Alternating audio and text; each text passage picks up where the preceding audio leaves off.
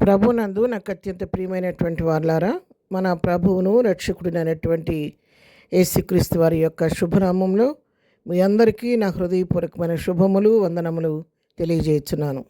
ఉదయకాల సమయంలో దేవుని వాక్యాన్ని ధ్యానం చేసుకుందాము. ఈరోజు వాక్య ధ్యానము కొరకు మనం తీసుకున్నటువంటి లేఖన భాగము అపోస్తలుడైన పౌలు కొరింథీయులకు రాసినటువంటి మొదటి పత్రిక 7వ అధ్యాయము 23వ వచనం చదువుకుందాం. మీరు విలువ పెట్టి కొనబడిన వారు గనుక మనుషులకు దాసులు కాకుడి. ఆమేన్. దేవుని నామమునకు మహిమ కలుగును గాక. అపోస్తలుడైన పౌలు కొరింథీ సంఘాన్ని హెచ్చరిస్తున్నాడు. ఇక్కడ మీరు విలువ పెట్టి కొనబడిన వారు, మీరు ఒట్టిగానే ఊరకనే వచ్చిన వారు కాదు. మీరు విలువ పెట్టి కొనబడిన వారు, మీరు చాలా విలువైనటువంటి వారు, మీరు శ్రేష్ఠులు గనులు అని వారిని హెచ్చరిస్తూ, కాబట్టి విలువ పెట్టి కొనబడిన వారు కాబట్టి మనుషులకు మీరు దాసులు కావద్దని కొరింథీయులను హెచ్చరిస్తున్నాడు. అంటే విలువ పెట్టి కొనబడిన వారిని మనం ఏ విలువ పెట్టి కొనబడ్డామని ఆలోచించినట్లయితే, మనందరము కూడా ఒకప్పుడు పాపులమై మరణానికి పాత్రలు మనలను ప్రభు తన యొక్క ఉచితమైన కృపను బట్టి నీవు నేను పొందవలసినటువంటి ఆ భయంకరమైనటువంటి పాప శిక్షను మరణ శిక్షను తాను మనకు బదులుగా భరించి, సిలువలో నీ నా పాపాన్ని శాపాన్ని తను భరించి ఆయన రక్తం ద్వారా మనకు విమోచన కలుగు చేసి ఉన్నాడు. కేవలం పాపమెరుగని ఆయన మన యొక్క పాపాల కొరకు చివరి రక్త బిందు వరకు సిలువలో తన రక్తాన్ని కార్చి ఉన్నాడు.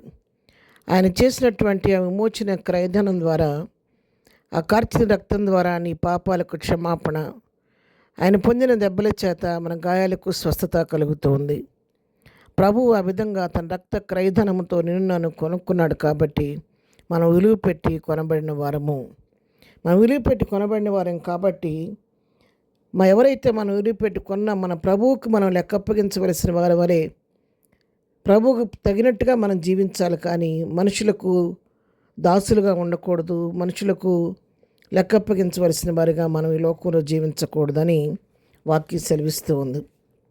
అంటే ఏం చేయాలి, ఎలాగ బ్రతకాలని ఆలోచించినట్లయితే కొరింథీయులకు రాసిన మొదటి పత్రికలోనే 6వ అధ్యాయం 19-20 వచనాలు చదువుకున్నట్లయితే, మీ దేహము దేవుని వలన మీకు అనుగ్రహింపబడి మీలోనున్న పరిశుద్ధాత్మకు ఆలయమై ఉన్నదని మీరు ఎరుగరా? మీరు మీ సొత్తుకారు, విలువ పెట్టి కొనబడిన వారు గనుక మీ దేహముతో దేవుని మహిమపరచుడి. ఆమెన్. ఇక్కడ మీ దేహము దేవుని వలన మనకు అనుగ్రహింపబడిందన్న సత్యాన్ని ఇక్కడ తెలియజేస్తున్నాడు. దేవుని వలన మీకు అనుగ్రహింపబడిందని, మీలోనున్న పరిశుద్ధాత్మకు ఆలయం ఉన్నదని మీరు ఎరుగురా అని ప్రశ్నిస్తుంది దేవుని వాక్యం.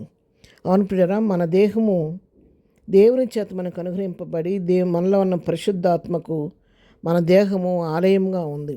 ఇవే మాటలు కొరింథీయులకు రాసిన మొదటి పత్రిక 3వ అధ్యాయంలో కూడా మనం చూస్తాము.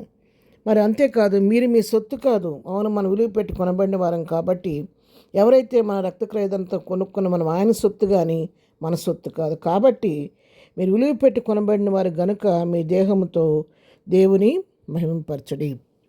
ఆయన మిమ్మల్ని కొన్నాడు కాబట్టి, మీ కొరకు ఆయన వెల చెల్లించాడు కాబట్టి, మీరు విలువ పెట్టి కొనబడిన వారు కాబట్టి ఏం చేయాలంటే మీ దేహముతో దేవుని మహిమపరచడి అని చెప్పి ఇక్కడ వాక్యం హెచ్చరిస్తూ ఉంది. అవును ప్రియరా, మన దేహంతో మన దేవుణ్ణి మహిమపరిచేవారిగా ఉండాలి.